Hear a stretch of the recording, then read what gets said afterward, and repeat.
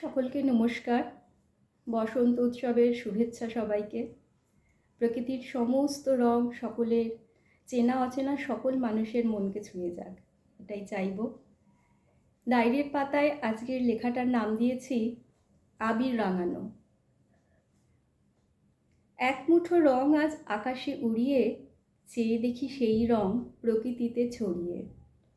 লাল রঙে কচি পাতা তরুণে সবুজ, হলুদেতে পাকা হয়ে খয়েরিতে ঝরুক। লাল নীল বেগুনি গোলাপি হলুদ, সবখানে সব প্রাণে মনেতে লাগুক।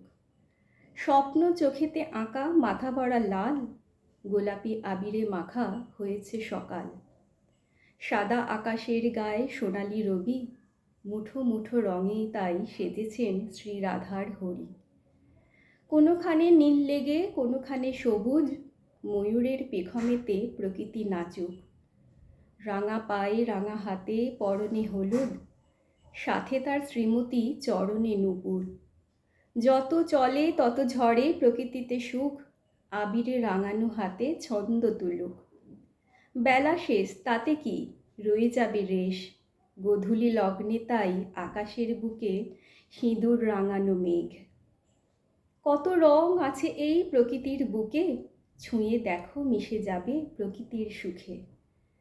নীল আকাশ সাদা মেঘ আবিরে মাখানো, সূর্যের 7 রঙে রামধনু ছড়ালো।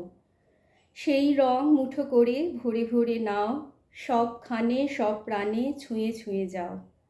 আজও আছে শ্রীহরি শ্রী রাধার সাথে, পারো যদি খুঁজে নাও আবির মাখাতে। দেখো সাথে বাঁধা আছে তোমাতে রাঙাতে, ভালোবেসে কাছে এসে আবির খেলাতে। সকলকে নমস্কার, ধন্যবাদ।